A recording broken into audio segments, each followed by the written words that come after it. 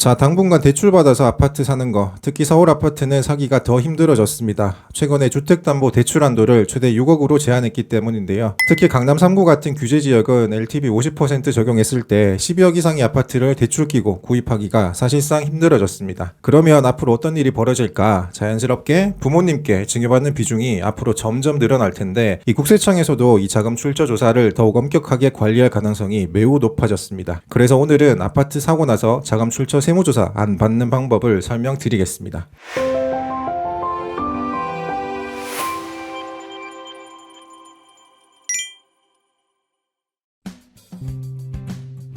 네, 이성우 세무사입니다. 우선 이 채널 구독, 좋아요, 그리고 알람 설정까지 해두시고 소중하게 생각하는 분들이 있다면 함께 영상 공유해주세요. 자, 아주 보편적으로 국세청에서 자금 출처 조사 대상을 선정하는 기준이 바로 PCI 관리법입니다. 여기서 P는 뭐죠? 프로퍼티. 이번에 내가 구입한 자산입니다. 그리고 C는 컨섬션, 소비고, I는 인컴인데, 결과적으로 아파트를 구입한 날부터 최근 5년 동안 내가 국세청에 신고한 소득이 3억 원이고, 그동안 내가 생활비나 원리금 상환 같은 일상적인 경비로 지출한 금액의 합계가 1억이다. 근데 이번에 내가 얼마짜리를 구입했다? 10억짜리 아파트를 계약했으면 더하기 빼기 했을 때 사실상 모자란 금액이 얼마죠? 내가 가용 가능한 자금 2억에서 8억이 모자랍니다. 그러면 이 8억을 어떻게 자금 조달했는지 검증하는 게 바로 이 자금 조달 계획서의 작성부터 시작이 되는 거예요. 그래서 대부분 우리 서민들은 8억 중에 내가 얼마는 대출을 받았고 남은 얼마는 부모님한테 증여를 받았다 라고 주장을 하는 게 거의 일반적인 포맷의 자금 조달 방법일 겁니다. 근데 문제는 뭐다? 이렇게 자금 조달 계획서를 성실하게 쓰고 나서도 왠지 기분이 찝찝한 이유가 세무서에서 이걸 그대로 믿어줄지, 안 믿는다면 그 검증이 언제 나올지 시점을 우리 서민들은 알 수가 있다 없다? 알 수가 없기 때문에 마치 학교에 숙제검사 받는 것처럼 아파트 입주하고 나서도 한동안 불안한 느낌을 지울 수가 없습니다. 그래서 자금 출처 조사를 받을 가능성이 높은 유형 몇 가지를 말씀드릴 건데요. 그 중에 첫 번째는 대출 비중이 너무 높은 경우입니다. 아니, 은행에 정식으로 신용등급 통과하고 그리고 소득 입증하고 대출 승인까지 받았는데 이게 왜 문제가 되냐 하실 수가 있어요. 사실상 일반적인 은행 대출이라면 당연히 문제되는 게 없겠지만 조사 대상으로 분류되는 대출은 그 속사정이 다르다는 겁니다. 결론부터 말씀드리면 10억짜리 아파트를 구입을 하는데 대출이 8억이다. 근데 대출 받고 나서 원리금 상환을 누가 한 거예요? 본인이 성실하게 납부했으면 당연히 문제가 없었겠지만 양가 부모님이 합심해가지고 이 원리금을 대신 상환해 줬기 때문에 결국에 이 자금 출처 조사 과정에서 증여받아서 구입한 걸로 본 경우입니다. 그래서 8억 중에 본인이 실제 부담한 원리금 2억 5천만 원은 제외하고 나머지 5억 5천만 원은 부모님이 대신 납부한 걸로 인정이 되기 때문에 이 증여세 9천만 원 그리고 가산세까지 포함하면 총 증여세가 1억 2천만 원이나 한꺼번에 발생을 하는 거예요. 그리고 두 번째 유형은 이렇게 아파트 구입 자금 대비 대출 비중이 높은 상황에서 아파트 구입 이후에 어떻습니까? 1년 이내에 그 대출이 100% 상환이 되는 경우입니다. 이런 경우는 뭐가 문제가 됩니까? 이 부채 사후 관리가 따라온다는 거예요. 그래서 자금 조달 계획서에 기재한 대출 금액이 얼마, 그거를 무조건 인정해 주는 게 아니라 국가에서 이걸 나중에 사후관리로 남겨뒀다가 이 대출을 얼마 만에 상환을 했는지, 또 최초로 대출을 실행한 날부터 마지막 대출을 상환일까지 이 사람이 이 국가에 신고한 소득이 과연 대출을 상환할 수 있는 가능한 수준인지 검증을 한다는 겁니다. 그래서 대출을 너무 단기간에 상환하는 것도 문제가 될 수 있으니까 대출 상환을 빠른 기간 내에 하는 게 목표다라고 한다면 그에 대응되는 거에 걸맞는 수준의 소득을 만들어서 그 소득만큼 원금과 이자를 같이 상환하는 것이 방법이 되겠죠. 그래서 매년 소득세를 내가 부담을 하더라도 남은 기간 동안 내가 세이브할 수 있는 대출 이자를 비교해 가면서 어떤 게 더 실익이 있는지 현재 나의 재정 상태를 잘 알고 결정을 해야 된다는 것도 함께 알고 계시면 좋겠네요. 그리고 세 번째 유형은 이 자금 조달 방식이 한 군데서 돈을 빌린 게 아니라 여러 군데서 자금을 빌린 경우입니다. 그러면서 이 빌린 상대방이 은행 같은 정식 금융기관이 아니라 지인이나 형제자매 같은 불특정 다수의 일반 개인과의 거래가 많은 경우예요. 만약에 내가 빌린 돈이 전체 7억이면 이 중에 친구 2명한테 각각 2억 원씩, 그리고 처제한테 1억 원, 장모님한테 1억 원, 그리고 처남한테 1억 원, 이런 식으로 분산을 해가지고 차용증을 작성을 하고 자금 조달 계획서를 제출한 경우입니다. 이런 경우는 당연히 국세청에서 의문을 가질 수밖에 없겠죠. 과연 표면적인 주장처럼 이 자금 대여 거래로 인정을 해줄 것인지 아니면 실질에 따라서 증여로 볼 것인지 반드시 검증을 하게 됩니다. 결론부터 말씀드리면 지금까지 제 경험상 이렇게 여러 군데 파이프라인으로 자금을 마련한 경우에는 사실상 증여로 드러난 경우가 많았습니다. 그리고 그 자금은 대부분 부모님 돈이 돈인데 최근 10년 동안 어때요? 증여세 신고 없이 금전적으로 내가 이미 도움받은 게 많기 때문에 그냥 아들 통장으로 돈을 주기에는 매우 불안한 상황에서 이런 선택을 한 경우가 많습니다. 그래서 아들하고 10년지기인 친구들한테 그리고 사돈한테, 사돈 처자한테 나눠가지고 아파트 구입 자금으로 보태주는 게 이 대부분은 검증 대상에 포함이 되기 때문에 자금 출처로 걸릴 가능성이 매우 높은 유형 중에 하나입니다. 그래서 제가 말씀드리고 싶은 결론은 뭐예요? 본인 능력 대비 너무 과도하게 부동산 구입하는 것은 오히려 생각지 못한 세금 문제로 지출이 더 커질 수가 있다는 거예요. 그래서 가급적이면 스스로 납득할 만한 자금 조달 범위 내에서 내 능력에 맞는 아파트를 구입을 하시라 라는 말씀을 드리고 싶습니다. 그럼에도 내가 꼭 희망하는 이런 고가의 아파트가 있다면 가용 가능한 범위를 넘어서는 자금은 정상적으로 증여세 신고를 하고 자금을 마련하시라 라는 말씀을 함께 드리는 거예요. 자, 그럼 부모님 돈은 돈이 아니냐? 이 부모님도 사업소득이든 근로소득이든 중간에 어떤 형태이든지 소득세나 법인세, 건강보험료와 같은 세금을 내고 남은 돈인데 이 돈을 내가 받아오는 거 당연히 이중과세지 라고 말씀하시는 분들이 있겠지만 어쩔 수 없죠. 이게 지금 우리가 살고 있는 현실에서의 법입니다. 지금 우리가 찾고 있는 정답이 있다면 이런 현실에서의 법을 위반하지 않는 절세 방법을 찾는 것이지 편법을 몰라가지고 우리가 그걸 안 하는 건 아니라고 생각을 해요. 만약에 이런 편법이 있는데 나중에 더 큰 세금 문제로 걸릴 수도 있고 안 걸릴 수도 있다. 그렇지만 지금 당장은 100% 확률로 세금을 안 내도 되는 방법이 있다. 선택을 하시라 라고 하면 과연 고민 없이 주저없이 이 편법을 택할 수 있는 사람이 얼마나 될까요? 대부분의 선량한 우리 서민들은 뭔가에 쫓기듯이 불안 속에 살기가 싫기 때문에 안정적인 방법을 택하고자 합니다. 그 과정에서 세금을 한 푼도 내지 않겠다고 하는 우리만의 목표가 있기 때문에 그만큼 갭 차이가 발생을 하고 답이 없다고 느껴지는 것 뿐이기 때문에 돌이켜 봤을 때 가장 돈을 아끼는 방법은 정상적으로 세금을 내고 신고를 하고 자금을 운용하시라 라고 하는 게 많은 세무사들이 공통적으로 이야기를 하는 부분입니다. 자, 마지막으로 말씀드리는 주의사항은 이 자금 출처 조사가 한번 시작이 되고 난 이후에 거기서 조사가 끝나지 않고 확장이 되는 경우에 오히려 추징 세액이 더 크게 다가올 수 있다는 겁니다. 대부분 이렇게 편법 증여를 고민하시는 분들은 어느 정도 현금 유동성이나 자산이 있으신 분들이고 대부분